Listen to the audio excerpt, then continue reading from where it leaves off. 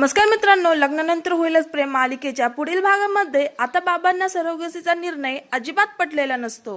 विक्रम आता मालिनीला सांगत असतो की आपण घरात टीव्ही घ्यायचं ठरवलं ना तरी सुद्धा विचार करतो की आता आपल्याला गरज आहे की नाही, कोणता घ्यायचा, कुठे ठेवायचा. आणि या मुलांनी सरोगसीचा निर्णय घेतलाय आपल्याला न विचारता. एवढी मोठी मुलं झाली आपली, तर इकडे मालिनीलाही कुठेही पटलेलं नसतं. तर जीवानंदिनीला सांगत असतो की असं सरोगसीचं सत्य अचानकपणे सगळ्यांसमोर आल्यामुळे आता आर्य खूपच बिथरली आहे.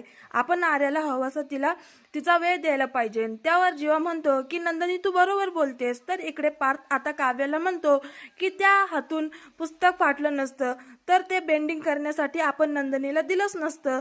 तुमच्या हातून धागा सुटला नसता तर हे सगळं काही घडलंच नसतं. म्हणजे आपल्या निष्काळजीपणामुळे त्यांचं बाल गेलं. या सगळ्याला आपणच जबाबदार आहोत असं पार्थ बोलत असतो. त्यावर काव्य म्हणते की तुम्हाला असं वाटतं याला मी जबाबदार आहे.